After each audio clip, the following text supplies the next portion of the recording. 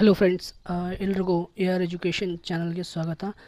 Friends, ಇವತ್ತು KSET 2024ರ management ಸಬ್ಜೆಕ್ಟ್ಗೆ ಸಂಬಂಧಪಟ್ಟಂತಹ cut off ಬಗ್ಗೆ ಡಿಸ್ಕಸ್ ಮಾಡಲಿದ್ದೇವೆ.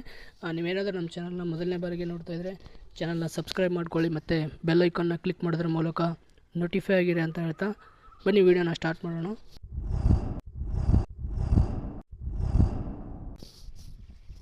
ನೋಡಿ ಫ್ರೆಂಡ್ಸ್, 2024 ನವೆಂಬರ್ 24ರಂದು 41 ವಿಷಯಗಳಿಗೆ ಕೆಇ ಕೆಸೆಟ್ ಎಕ್ಸಾಮನ್ನು ನಡೆಸಿದರು.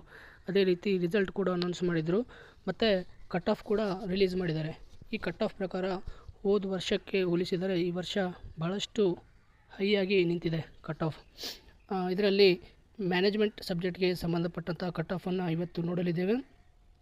ಮೊದಲನೇದಾಗಿ ಜನರಲ್ ಕ್ಯಾಟಗರಿಯವರಿಗೆ 186 ನಿಂತಿದೆ ಫ್ರೆಂಡ್ಸ್.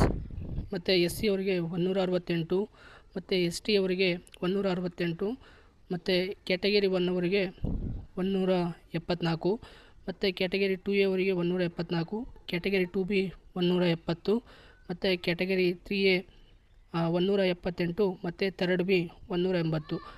ಫ್ರೆಂಡ್ಸ್, ಟೋಟಲಾಗಿ ಇದರಲ್ಲಿ ಹೈಯೆಸ್ಟ್ ಸ್ಕೋರ್ ಆಗಿದ್ದು 230. ಇಲ್ಲಿ ಕಾಣ್ತಿದೆಯಲ್ಲ, ಇದು ಹೈಯೆಸ್ಟ್ ಸ್ಕೋರ್ ಆಗಿರುತ್ತೆ ಫ್ರೆಂಡ್ಸ್. 230 ಮ್ಯಾನೇಜ್ಮೆಂಟ್ ಸಬ್ಜೆಕ್ಟಲ್ಲಿ ಹೈಯೆಸ್ಟ್ ಸ್ಕೋರ್ ಆಗಿರುತ್ತೆ.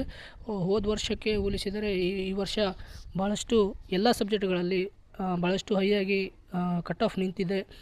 ಮತ್ತು ಟೋಟಲಾಗಿ ಜನರಲಲ್ಲಿ 70 ಕ್ಯಾಂಡಿಡೇಟ್ಸ್ ಬರೆದಿದ್ದರೆ SCಯಲ್ಲಿ 17, ಮತ್ತು STಯಲ್ಲಿ 5 ಜನ, category 1ನಲ್ಲಿ 4, category 2A 16, category 2B 7, ಮತ್ತು ಕ್ಯಾಟಗರಿ 3A 7, ಮತ್ತು ಕ್ಯಾಟಗರಿ ಥರ್ಡ್ B 5. ಟೋಟಲಾಗಿ 131 ಸ್ಲಾಟ್ಸ್ ಇದ್ದಾವೆ.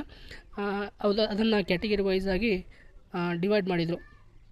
ಅದರಲ್ಲಿ ಎಷ್ಟು ಜನ ಕ್ಯಾಂಡಿಡೇಟು ಕ್ವಾಲಿಫೈ ಆಗಿದ್ದಾರೆ ಅಂದರೆ 139 ಮೆಂಬರ್ಸ್ ಕ್ವಾಲಿಫೈ ಆಗಿದ್ದಾರೆ.